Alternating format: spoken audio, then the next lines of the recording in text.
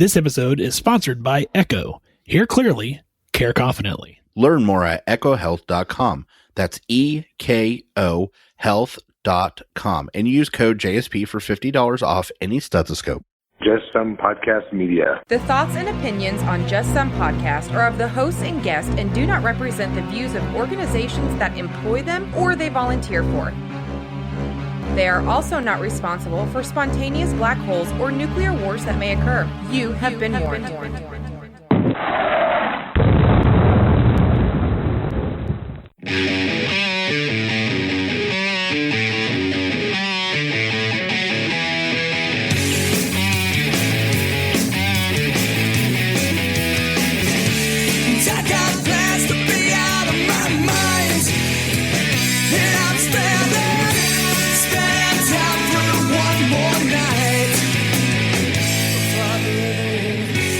Hey everybody, this is Tina again with Good Nurse, Bad Nurse. Welcome back to another week of true crime stories, nursing stories, mostly true crime, let's be real. So this week is so special for several reasons. Number one, I have some of my absolute all-time favorite podcasters, favorite nurse practitioners, just favorite people in general. Tom and Ben from the Will Continue to Monitor podcast. Hey guys. Hello, ma'am. Hey, happy to be here. I'm really excited to have you guys here because I've had a lot going on the past couple of months. As you guys probably are aware, we've had this huge CreatorCon thing in Austin, Texas. And at some point, while I'm planning all this stuff and still we're trying to record the podcast and trying to get my my master's degree and trying to work full time at the bedside, we just surpassed 2 million downloads. It just happened. And I was like, how did I miss this? How do we blow right past this and not celebrate it? I'm so excited about it. And so I thought, hey, the coolest thing is happening right now. Number one of the stories that's probably the biggest, let's say, bad nurse story out there that I covered very early on in my podcast when the sound quality was absolutely atrocious, so bad that we've since ripped them all off so you can't even hear them. They're on our Patreon for our poor list Patreon subscribers. If you just absolutely really want to hear it, it's so bad. But this story really needs to be told. It is, oh God, it's disturbing. Let's just say that. There are a lot of trigger warnings in this story, but they are making a movie about the most prolific, arguably the most prolific serial killer in the United States. Would you say? Would you guys agree with that? He would definitely be in the top couple. If you're talking about just numbers, but as far as anybody involved in the medical field, I think he's by far number one, at least in the U.S. healthcare. Oh, and in healthcare, definitely surpasses everyone. So if you guys haven't figured it out yet, we're talking about Charles Cullen. And there was a book written about Charles Cullen many years ago called The Good Nurse. And what's really, really interesting is that me and my naive person, just the way I am, had no idea what I was doing when I came up with the name Good Nurse, Bad Nurse. But I remember how excited I was, oh my gosh, Good Nurse, Bad. I just knew. And that's how, when I'm creating something or trying to, use my mind to try to figure out, what to call something or whatever, when the actual, thing happens or I have a whole list, but when I finally come to the one that it's obvious, oh my God, this is it. This has got to be it right here. So I remember how excited I was when I figured it out. Well, then I start recording episodes of the podcast and releasing it. And it did really well relatively quickly. And I didn't understand anything to do with podcasting, but it definitely started getting some download, a lot of downloads. Well, I don't know for sure, but I do suspect that it probably had something to do with the fact that Good Nurse in my in the name of the podcast was the same title of this book. That's a very popular novel written by Charles Graeber about Charles Cullen, who we're going to be talking about. So, I feel like it's very likely that helped. So you basically accidentally and on purpose have linked your podcast to serial killers. I'm just saying. Apparently. Yeah, there you go. Okay. That's not a bad thing. I'm just saying, I think it's hilarious. She both did it on purpose and accidentally. She just thoroughly. I think it's ironic that the good nurse portion, which is supposed to be in my podcast, it's supposed to be. It's actually the bad nurse, and that's it's very, that'll just blow your mind. But 4.5 years later, I know, like I can't even. I'll sit here just getting totally perplexed, but it's like a puzzle. But no, I mean, 4.5 years later, that was in 2018, in May of 2018, and now it's almost October in 2022. We've definitely been through a lot.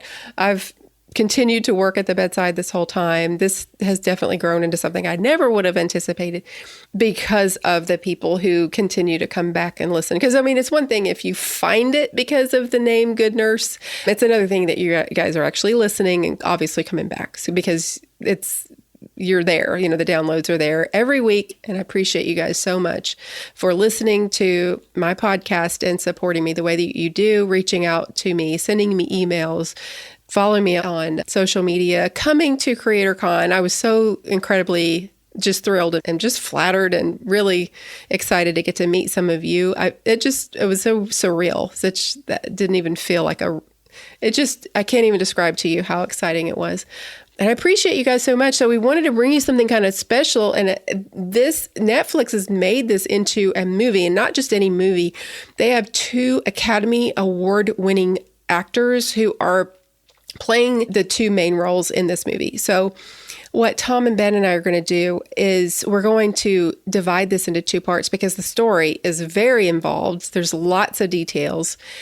And what we figure we can do is we can kind of tell you the first part of the story, get really, into the story.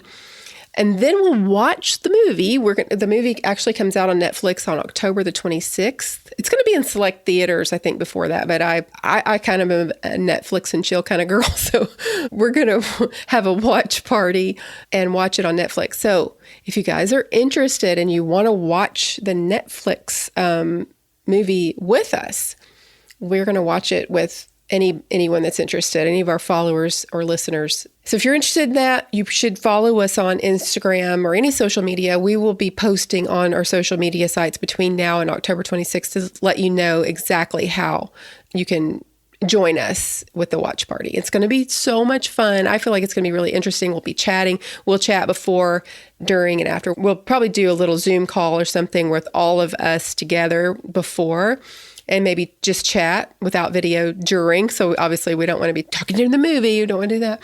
And we'll meet up again afterwards. And then Tom and Ben and I will release the second half of the episode and also talk about the movie after we get to watch it. So that's your special gift from us to celebrate the 2 million downloads. I hope that it's special. I feel like it's special. I'm excited to get to do this and talk about this very fascinating and disturbing story that we can definitely learn a lot about. It's definitely an interesting story. Even if you don't know anything, obviously the number 2 million is very large, and Miss Tina, if nothing else, should be proud and happy about that. But Ben and I are in podcasting, as are some of the people listening to this, and we understand just how monumental 2 million downloads is. So do not let her be too humble about this. Please reach out to her and make sure she understands how important 2 million downloads are. So now that I've said that, because the day we get 2 million downloads that we'll continue to monitor, well, I will have been in a grave, I'm sure. So that's how long it's going to take other podcasts. So it really is a huge deal. And she does obviously have great listeners. So please reach out to her and tell her how great she is. She deserves it. So now we can tell the rest of this both awesome and terrible story. So. Yes, and I will say, if you guys, the reason, well, I love Tom and Ben, even before when they were doing Just Some Podcast, but look, we'll continue to monitor a relatively new podcast. They just started a few months ago. It is going to be a hit. I love it. It is a fascinating podcast. You guys are going to love it. You have to go right now. Stop what you're doing and go follow. We'll continue to monitor. I'm telling you. I don't do that very often, but this is a good podcast. I'm telling you. if you like the weird, it's literally the perfect mix of like weird, creepy stuff and medical stuff. Like, how can you get any better than that? Yeah, we do like super weird and creepy. That is kind of our genre that we have fallen into. We try and cover everything though.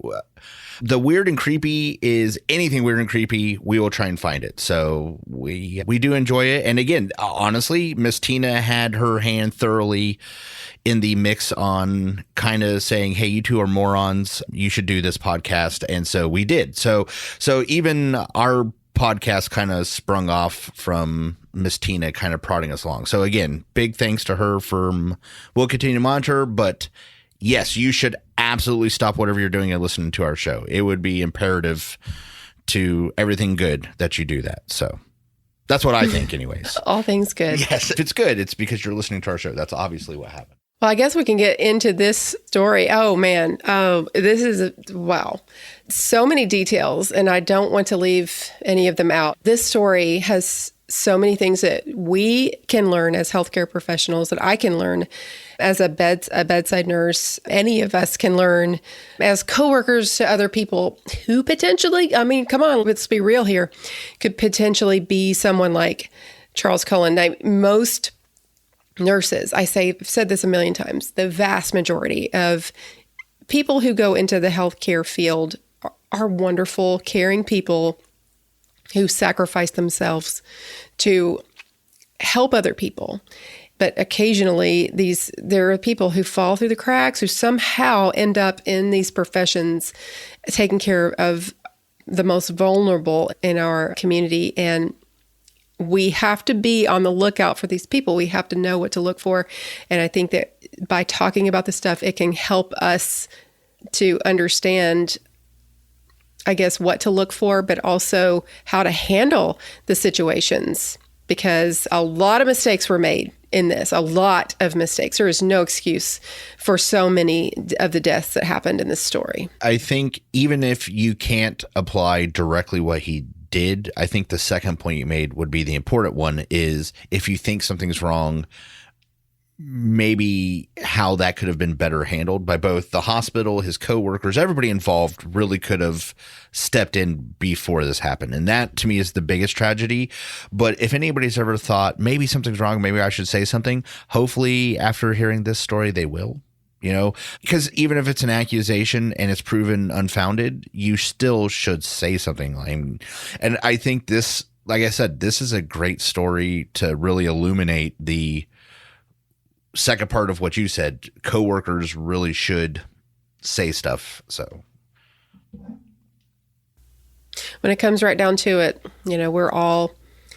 we are there. If you're there working in a hospital on a unit, you should be looking at yourself like you're there for every patient that's on the floor, not just yours. Think about that. I consider myself there for all of the patients. If I see if someone's doing something, wonky on their telemetry, I'm going to look and be like, hey, has their heart rate been in the 150s all day? I may even pull up their telemetry and go back and be like, actually, it's not. And then I'll say something to the nurse, hey, their heart rate's like in the 150s and I don't see where they were. Or, hey, they were in AFib and they weren't. Like, own that. In this day and age, we're given so much to carry on our shoulders. I think a lot of times we just feel like, I can't handle anymore. I can barely take care of the patients that I have. But these are human lives that we're talking about at the end of the day. And if we take the responsibility for taking care of them, we do have to own that and do the absolute very best we can to advocate for all the people that we possibly can. So I guess we can get started with this story. This is the story of Charles Cullen, as we said earlier. He was born on February 22nd in 1960. He was born into a working-class Irish Catholic family in West Orange, New Jersey. He was the youngest of 8 children and referred to himself, this is sad, this is so sad, as a late life mistake. So, sometimes this happens where a family, they've like had all these kids and their kids are kind of, in their teens and 20s and they've kind of raised their family, but they're not really past the reproductive age. They maybe think they are. And then a surprise happens. So this is not that uncommon. And for whatever reason, Charles Cullen, he felt like, they didn't want me. I was unwanted, as opposed to a pleasant surprise, or, make the most of it. Or, he obviously felt like they didn't want him, which that is really sad. There was a huge age gap between him and his 7 older siblings. They were mostly grown by the time he was born. And sadly, when he was 7 months old, when his father, he was a bus driver, he died from having some different medical complications. So he grew up without a father figure. His mother, Florence, struggled, of course, trying to keep the family afloat. His siblings struggled, throughout their young adulthood. Some with substance use disorders, some was just struggling to make ends meet. So they would move back into the house, and just a difficult existence for him as a child, because he was bullied as a child at school. He was bullied even by his older siblings. So he had what he described as miserable childhood. The one thing I have always said, I do not believe that anyone has an excuse to hurt another person just because they were hurt. And I realize that does happen, that hurting people hurt people. That is something that definitely happens, but it is not an excuse. You don't have the right to hurt someone else just because you were hurt. I did not have a good childhood. I had a very rough childhood, and I've talked about it before on my podcast in previous stories. That does not give me the right to take that frustration or resentment or whatever it maybe caused me to feel out on society and other people.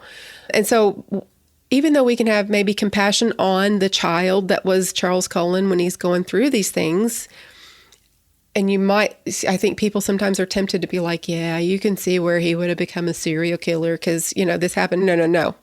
I'm so sorry, but I'm not going to own that. We are all 100% in control of our own fates, and we decide what we do and how we treat other people. And he made a decision at some point to go down the wrong road. And I think it is one decision after another. And you can either choose to do good and try to look at the situation that you have and the way you're treated and try to treat others better because you don't want someone else to go through that. Or you can look at it like, well, nobody loves me, so I don't love anybody, And unfortunately, that's the two decisions that it seems that are repetitively made is either I'm going to go out of my way and I'm going to be selfless, which is great, but then you're giving yourself away, or I'm going to make everybody else feel punishment because I got punished. And again, I agree with you that ultimately we are responsible for our own actions. However, this kid's childhood is tragic. I mean, it is. And I do not give him any excuse to do what the things he does. I'm not trying to do any spoilers here, but I mean, I think we know, if anybody's even heard of this case, they know where this is going. What I think is important is to kind of say the things that happened to him. And I would hazard to guess that there's no way that this childhood did not impact and have that base. This is what created the monster that then went forward. The difference between him and some of the other people that, if you ever look through serial killers or stuff like that, is he is completely and cognitively aware of everything he's doing the entire time and repeatedly and premeditatedly, going through and doing this stuff. And there's at no point he isn't. So while I do feel bad for, as you said, Charles Cullen, the child, it in no way goes forwards and translates into him being allowed to do the things he does. And I do 100% think that childhood has a direct impact on the things he does growing up. But certainly he understood what he was doing was wrong. So it is a tragedy literally from start to end at this story. Yeah. I mean, even his childhood tragedy doesn't even end there. I mean, when he was 17 years old in 1977, his mother died in a car accident. I mean, just one tragedy after another he had to face, in his childhood. And that was a horrific thing that he went through, even the way that it played out. Just a, Oh, well, yeah, it was heartbreaking with the. it's, yeah. Yeah. Yeah. So I feel like that was maybe the one person in his life that he did feel like loved him and cared for him. Yeah. And then the way I would say, I didn't want to talk about body or what happens with the body, like reading about, because like you said, this is probably the one person he felt a connection to. And so not only did she die, but then he couldn't say his last goodbye. That probably was a straw that broke some camel's back somewhere in his head. Yeah, because they did decide to cremate her without him even, before he was even able to get to the hospital, which is, That seems he was odd. 17 years old. I understand he was I know. I feel like, Yeah, that was an odd don't you, Ben? turn of I mean, events. So Ben is a coroner. I mean, he has provides some coroner duties where he lives, and I feel like you could maybe give us a little bit of insight here, because this seems really odd to me. No, I feel like it's extremely odd that, because I mean, we're talking about what sounds like a very short amount of time, because he ran to this hospital. So it's not like it was, yeah, literally. So it's not like it was days and weeks later. We're talking a matter of a few, I would say less than a few hours. And granted, I was not a coroner in 1977, so I can't speak for how things were handled then, but it just seems very odd that, well, she's, passed away, so let's go ahead and just cremate her now and not even tell the family.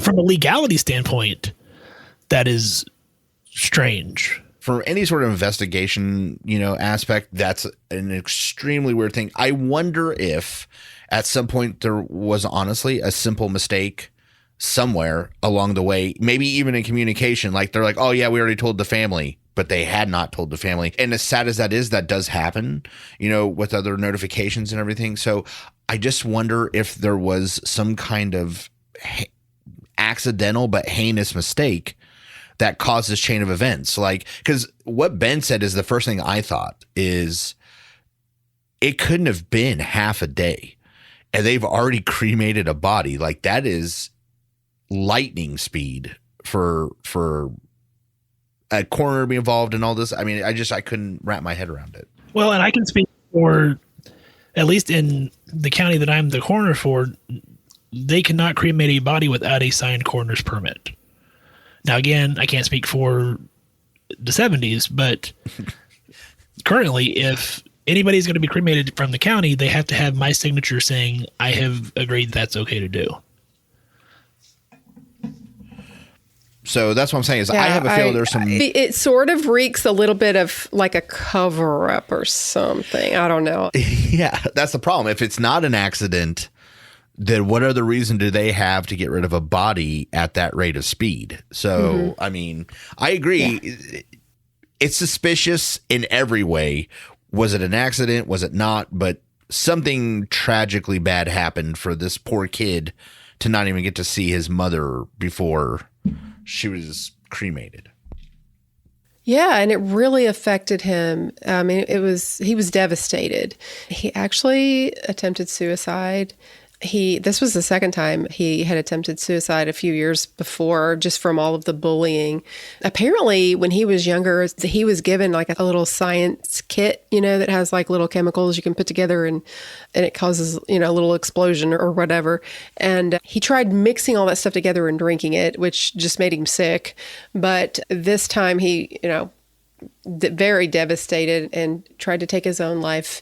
He was hospitalized, had to be put under psychiatric care, and pretty much wouldn't talk, I guess. He just kind of refused to say anything, and they eventually just released him. He dropped out of high school, decided to join the Navy, and I think it's sort of maybe understood that he felt like the Navy was the least aggressive, maybe, of the four branches of the military.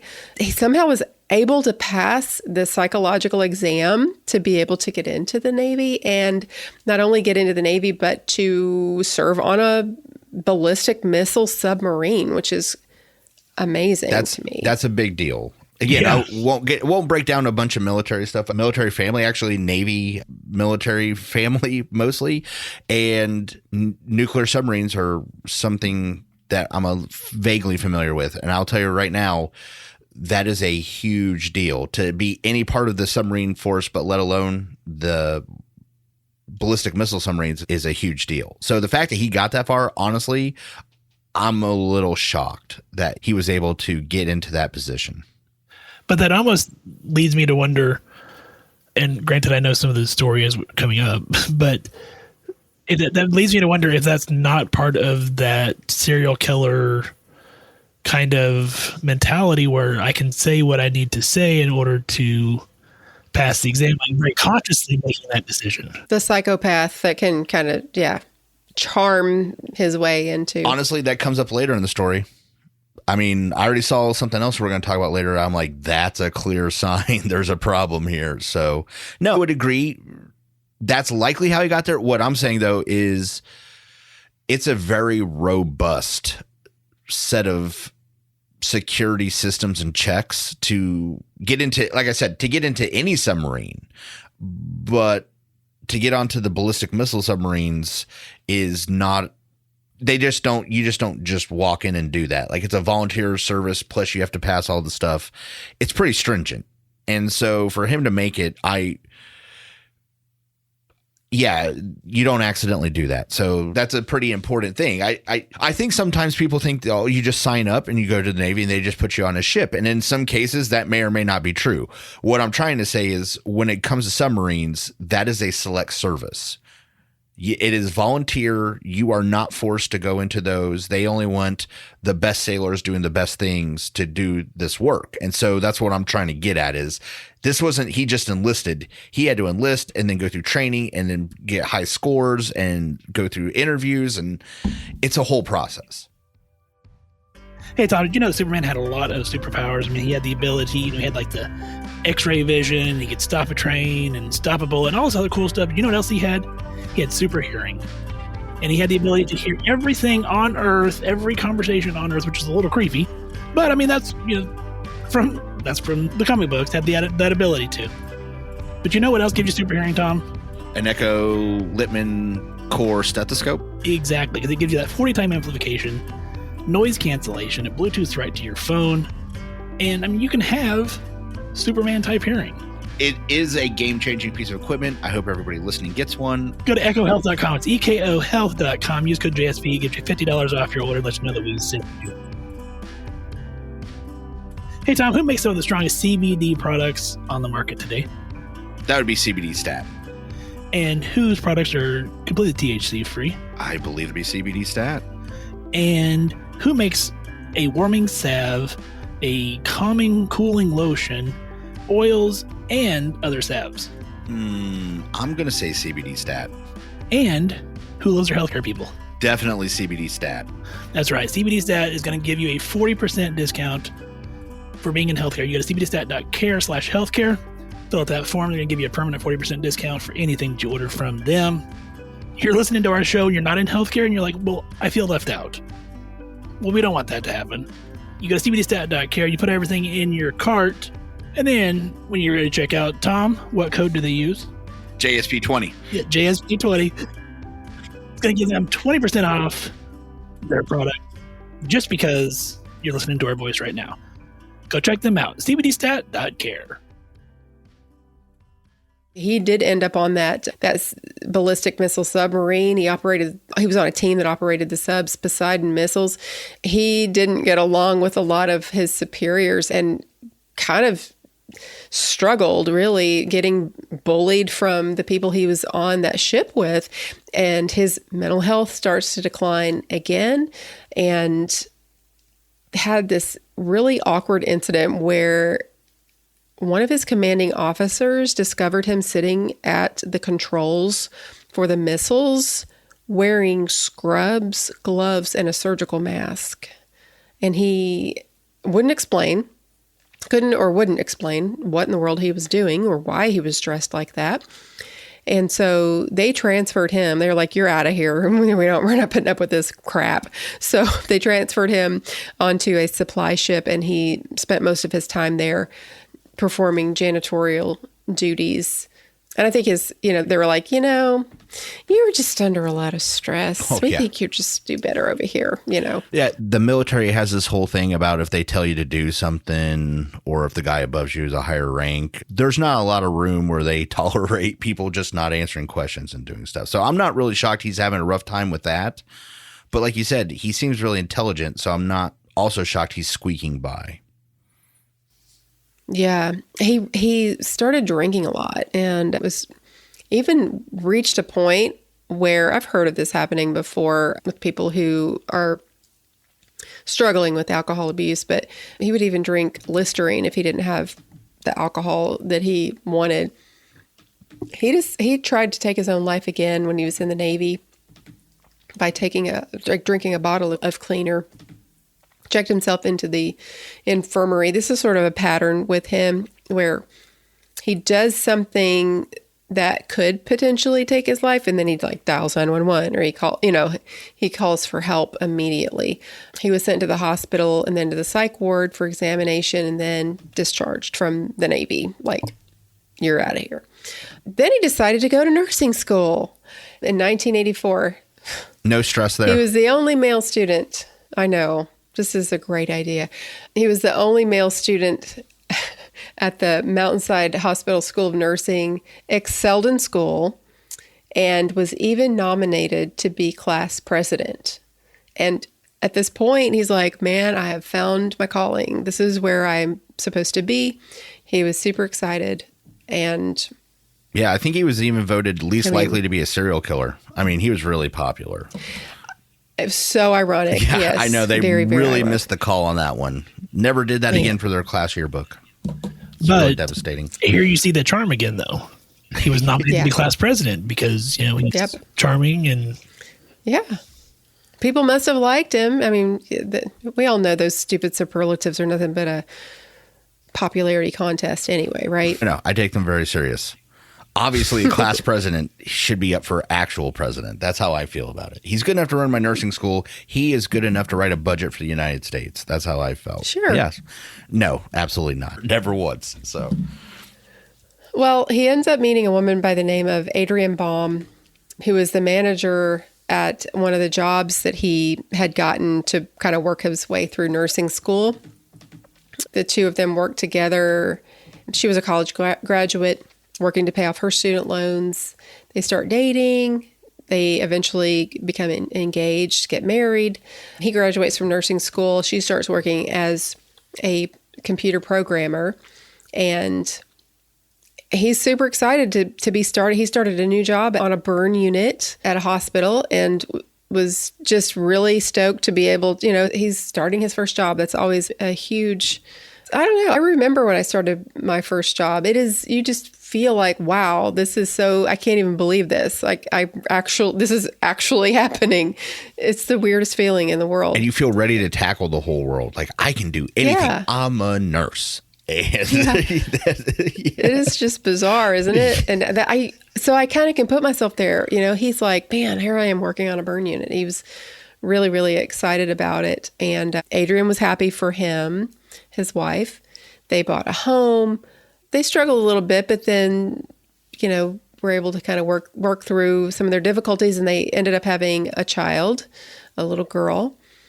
But the pressures of life start getting to Charles, and he starts drinking again. His coworkers are watching him, and they see some kind of erratic behavior from him.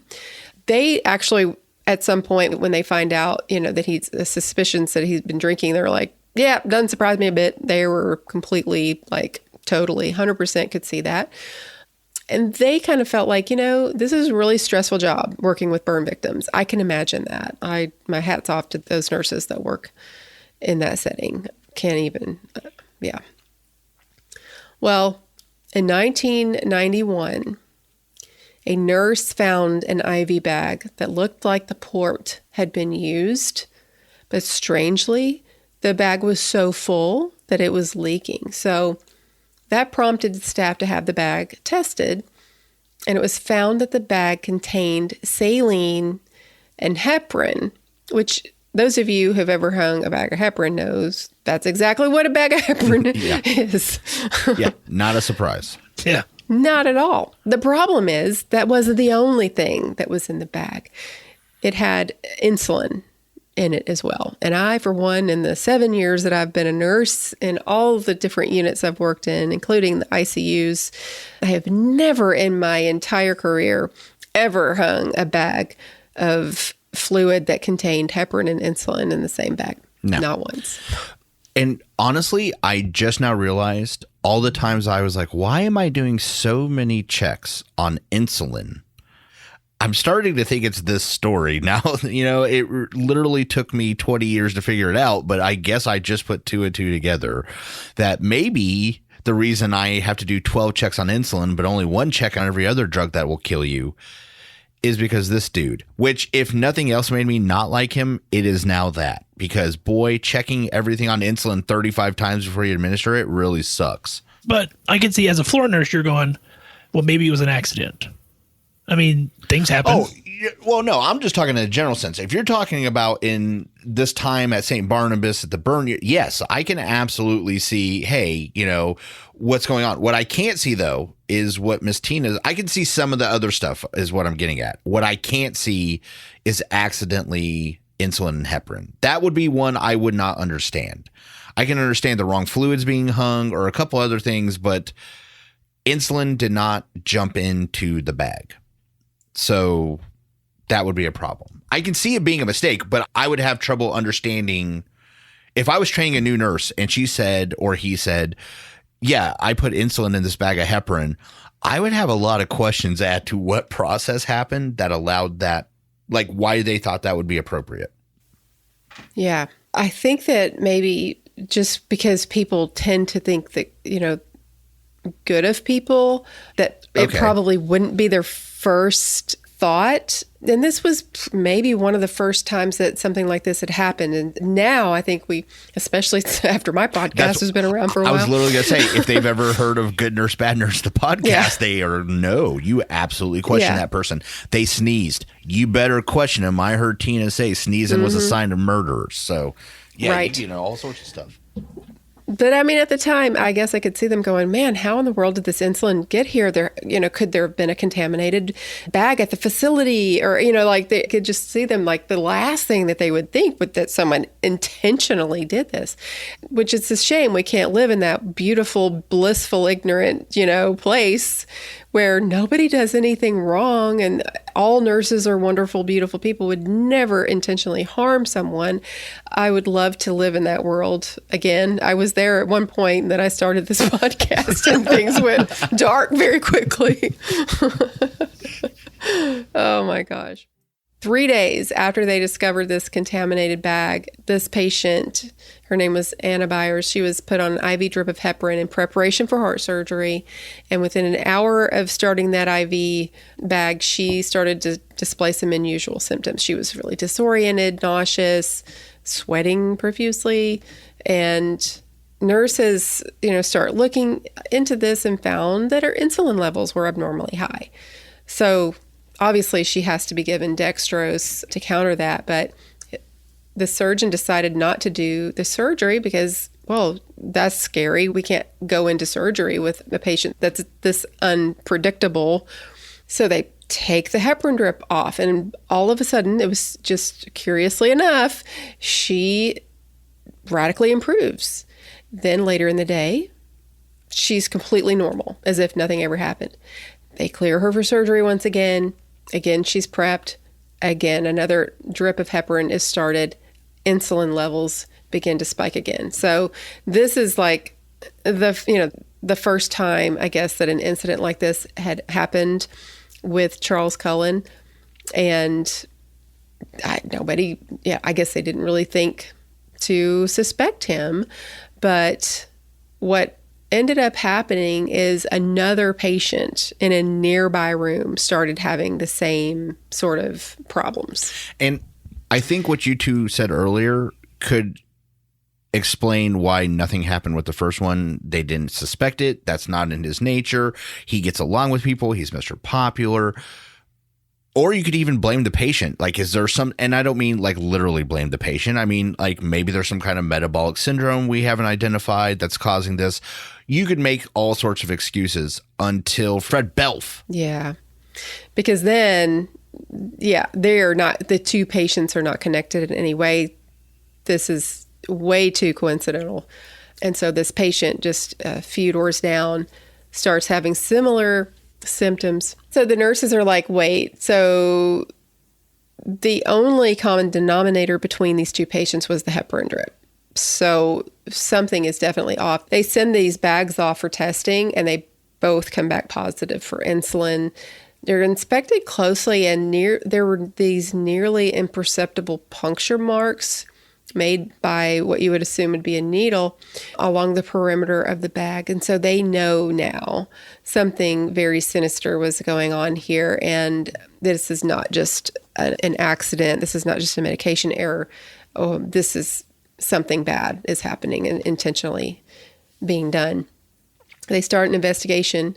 Now, did they call the police? Did they bring in, the FBI? No. Hospital security, they are on it, okay? They are absolutely on it. And they interview the nurses. The nurses are trying to cooperate. They're trying to, we kind of noticed there was this one nurse who was involved in all of these situations. He would not talk to security, and he's the only one of all the nurses who were kind of like on this unit. And so they're obviously looking a lot closer at him. And they start comparing everything, mortality rates and that sort of thing. And they're like, you know what? Actually, when he started working here, mortality rates spiked pretty significantly. So the security of the hospital, they're just like, something intentional is going on here. And they really suspected that Charles Cullen had something to do with it. And they thought that he was like slipping into this particular supply closet. This is, I guess they're like, here's a supply closet. It would be the perfect place. Well, I'm assuming that's where the heparin drips were stored or something like some kind of centralized spot that they would assume he would go to is what I was guessing from the way it read.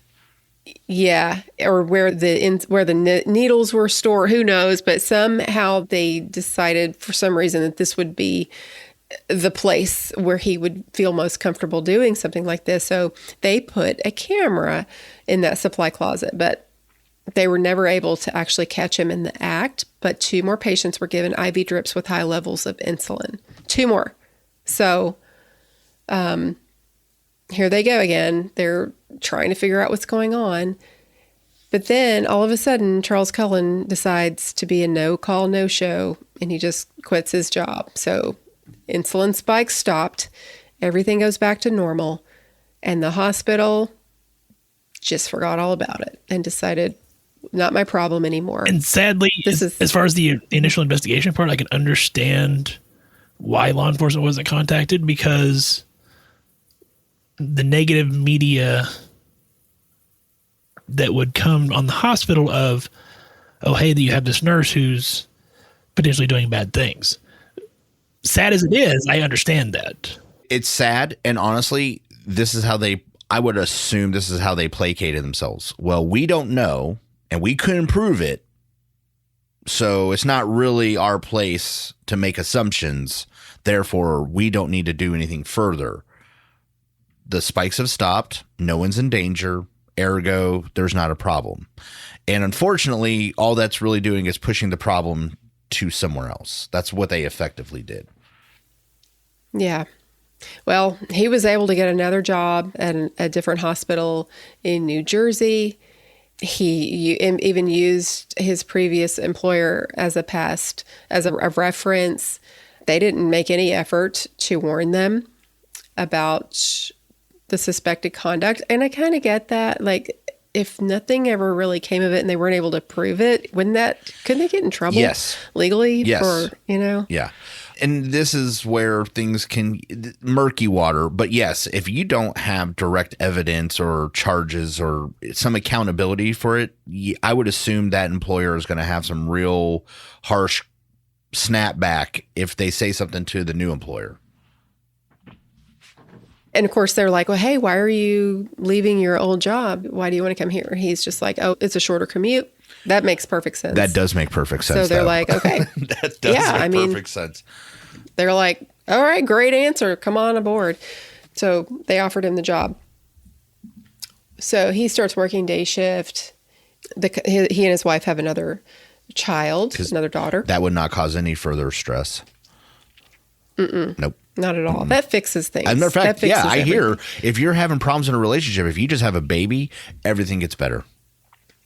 Yeah, it just literally is just like everybody knows that's common knowledge. Band. Oh, absolutely. Screaming children that you don't have the resources or time to take care of, put two of them in the same room. Bam. Yes. Everything gets better. It practically fixes 100%. itself. Well, things really went south because he actually becomes physically abusive to his wife, Adrienne. And so in November 1992, she filed for divorce. And she's filing paperwork. She's really concerned because she's supposed to go in for surgery at the same hospital where Charles Cullen works, her husband who she's wanting to file divorce papers against. And so she's thinking, if I file these divorce papers before my surgery, he's going to be angry at me and he's going to be working at the hospital. Now, she doesn't necessarily suspect or know to suspect maybe that he's, murdering people, but she does believe that he would kill her. So she is afraid for her life, but she has no choice but to go ahead and serve the divorce papers. And he actually ends up getting served the day of her surgery. So he storms into her room. Her father was there and would refuse to leave her side. So she protected her against him. But I would imagine that was probably an extremely stressful situation for her. And then they end up, after her surgery, coming to an agreement where he was allowed to stay in the house until he could get other living arrangements, which I always say here on Good Nurse, Bad Nurse is a bad idea. It's just asking for trouble. I mean, especially somebody that you are afraid of. Not a good idea. He's the father of her children, and I understand, you just want to think the best of this person at some point. She loved him. I get it. She didn't want to just turn him out. Fair enough, but I just want to point out, though, that you two have said the same things. They keep coming up in this guy's life. Nobody wants to think something bad about this guy, and then Ben will be like, yeah, because he keeps smoozing his way through. And I'm just like, from the outside, I'm starting to see this pattern. Like, you guys, every time we talk about this guy, it's, this is what's going on, but nobody wants to suspect him. And then Ben's like, yeah, he just, sweet talks his way through it. It just keeps happening over and over with this guy. Yeah, she actually starts opening up to the police about some of his previous behavior. She tells him he has actually been investigated at some of his past jobs. So she sort of hints to the police, they're kind of looking at him, and he was accused of some pretty bad things at some of his other jobs. And she said that he abused their family pets, their dogs, which, I don't know, some of my listeners, they don't like to hear the details of. I understand. I have family pets myself. It's hard to hear. In defense of the people receiving these complaints, one thing I would point out is literally she just got paperwork saying she was getting divorced. It is not unheard of in both healthcare or law enforcement circles for the significant other in a new divorce to make up things to get a person in trouble.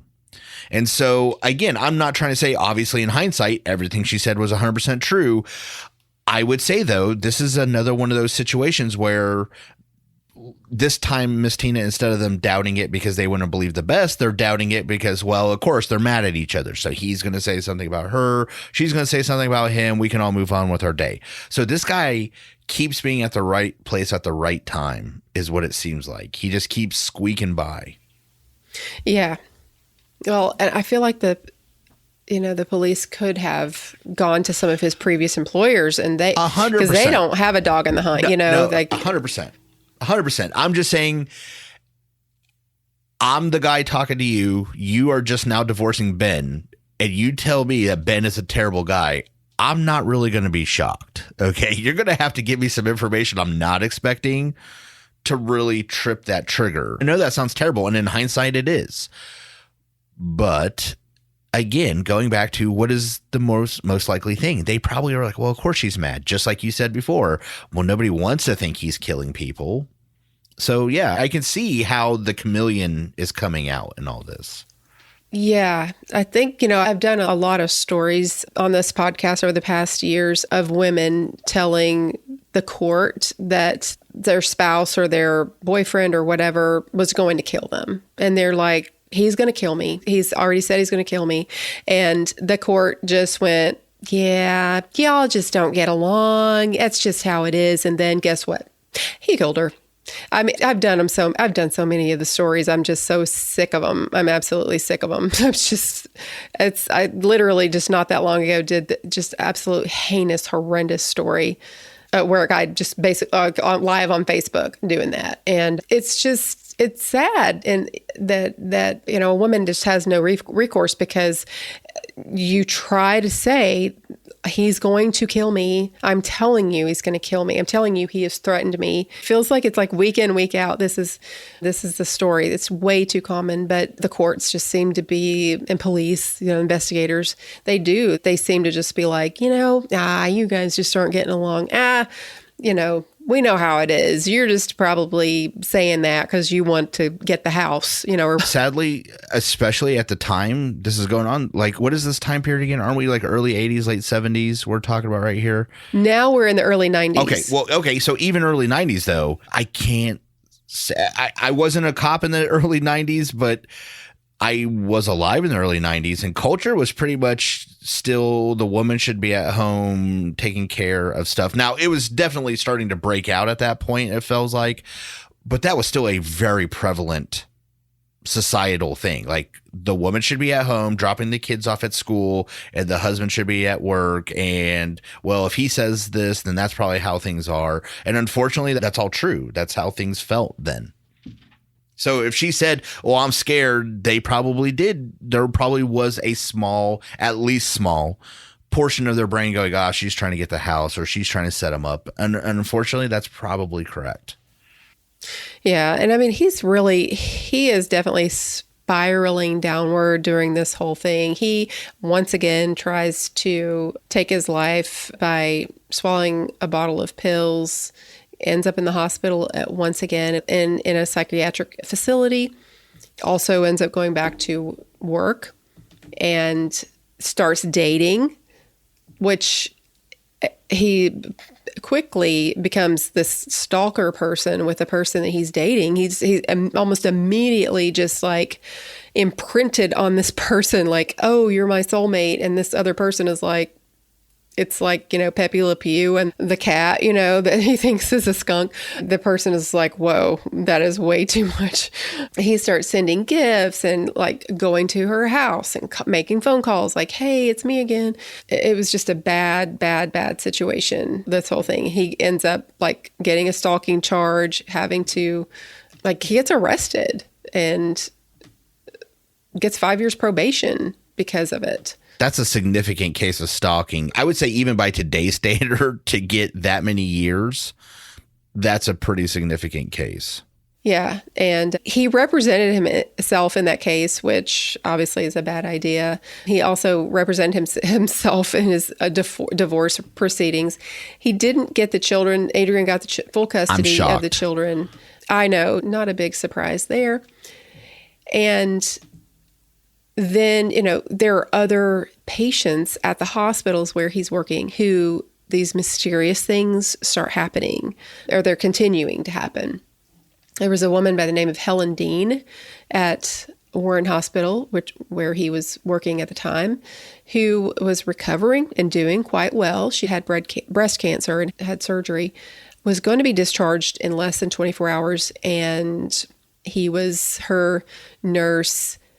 There are some different accounts of exactly what happened, but basically her son, like in retrospect, her son says that his mother said he injected something in, gave me some sort of a shot with a suspicious looking syringe.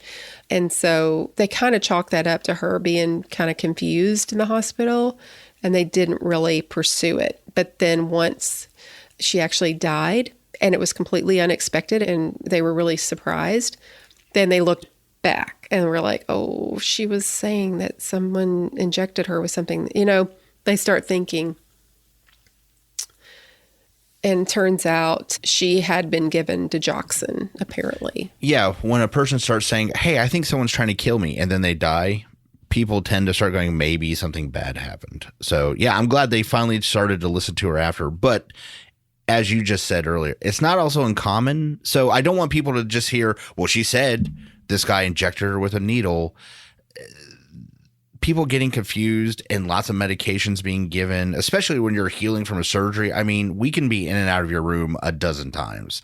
So part of me can also, again, for once understand, but hopefully people are going to start picking up that things are going to start getting a little tougher on Mr. Cullen here shortly.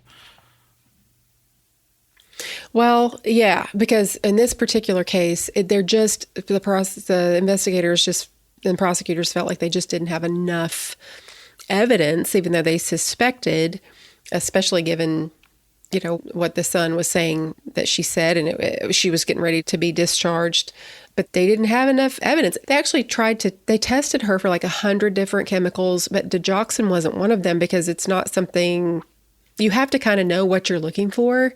Digoxin so they didn't really have a reason. Is very specific. Yeah. So they didn't take any legal action against him. And then obviously he decides not to go back to work at that hospital since all that went down. But he got another job at another hospital. Again, nobody bothered to try to prevent him from getting a job. Nobody reports him to the board. Nothing. It's just like he moves right along and gets another job as a nurse working at the bedside taking care of vulnerable people. He's continuing to date people at his job, and when something goes awry and it doesn't work out, he just goes off the deep end and, attempts to take his life and that sort of thing. And more kind of suspicious things happen where he's working. So between January and September 1996, apparently he was responsible for murdering 5 patients with an overdose of digoxin. And they're noticing the people that he works for, they notice the patterns, and they threaten him with termination, and he just resigns. They're like, hey, we're going to fire you if you don't quit. So then he quits. Not send you to jail. Right. Just leave and everything is okay. Mm-hmm. Yeah. So he ends up getting another job where he gets fired once again. And this continues to happen. Hospital after hospital. He ends up getting a job at a nursing home. Same thing. Oh, you medication errors and giving drugs at the wrong time and all sorts of things. Like one incident in particular at a nursing home where he was working, he actually went into a patient's room, was trying to give them something with a syringe, and the patient starts fighting back. That patient ended up with a broken arm, and Charles Cullen was caught having multiple syringes on him, and they still did nothing. I mean, they did not contact the authorities. He was terminated from the position, and that was it. And it's sad to think how many times you've already pointed out something could have been said or done and hasn't. Like at least, so we can count at least 5 people that should not be dead that are, simply because a hospital never said to the next employer, hey, we had problems with this guy, or cooperated with authorities, or did anything. And getting caught with multiple needles, and the guy is fighting you because he said, hey, this guy's trying to inject me with something. Nobody, even I'm starting to become, I try and play devil's advocate a lot, but it's getting awfully hard. Yeah. I mean, the thing is that there is one huge action that is eventually taken by St. Luke's that sends this whole thing into a completely other direction. And that, coupled with one nurse that was a coworker of Charles Cullen, actually is what ultimately led to his downfall. And it is unbelievable. And it's really the plot really for the movie, the Netflix movie. So I think this is probably a really good place for us to kind of stop and watch the movie on October 26th. And then when we come back after the movie, we can kind of talk about basically the movie, and we could talk about the investigation, how it, led, and how this nurse, who is our good nurse. So this, you guys may have noticed, we don't necessarily have a good nurse portion, but this is a little bit special, kind of a different episode. There is a good nurse in this story, and she's lurking in the shadows back there, and she is gonna bring down Charles Cullen, and you're not gonna believe the story. It is so amazing, and I'm so proud of her. And when we come back on part 2, we're gonna get into that. But I just want to thank you guys for coming onto the show to record this with me. I'm excited to get into I'm excited to get to watch the movie with you, and I'm excited to get to finish out the story. Yeah, I'm a big movie guy, so yeah, I'm totally excited. And it's a great story, great actors. It's gonna be very fun. I'm gonna really enjoy doing this. So Ben probably not. Ben's just boring, but I am full of fun. So. That's why he's quiet all the time. So he's boring. So I'm quiet because I'm processing and I'm preparing a Tom rant for the next episode, because there's so many things in here that just frustrate me to no end. Well, if he's not down inseminating penguins somewhere or something like that, he's just boring. So that's the problem with Ben, really. You guys, on part 2, you need to come back and listen to Ben rip into Tom. Oh, you should listen to Ben in about 6 minutes rip into Tom, because that's going to happen when I get a phone call. So just keep this recording. Yeah, it'll be pretty cool. Yeah, you're going to have to bleep a lot, but other than that, it'll be pretty fun. Well, you guys, again, cannot wait for the movie. Definitely join us. Come and follow us on Instagram. You can follow me at Good Nurse Bad Nurse Instagram. You can follow me on, feel like Instagram is like the best place. For some reason, it's easier for me to connect with people on Instagram than it is for me on TikTok and Facebook. So if you want to follow me on Instagram, you can also email me at tina@goodnursebadnurse.com. if you're interested and you need more information about how to watch the movie with us, movie night, October the 26th. In the meantime, you can find Ben and Tom at Will Continue to Monitor, and Ben's got this amazing spiel. Yes, he's fantastic. Tell everybody, Ben, how can they find your podcast? Well, you can find us. We're on Facebook, we're on Instagram, we're on Twitter, we're on TikTok, as far as the Will Continue to Monitor brand. And our website's www.justsomepodcast.com, and our email is jsp@justsomepodcast.com. So reach out to us and say hello. Absolutely. And you guys know that you can find me at goodnursebadnurse.com and follow me on social media at goodnursebadnurse, and send me an email at tina@goodnursebadnurse.com. I would love to hear from you. And of course, I want to remind you, even if you're a bad girl or a bad boy, be a good nurse. Practice swearing just to pass the time. Lately I see why I am alone. I caught some road rage and I thought of you, and all the many times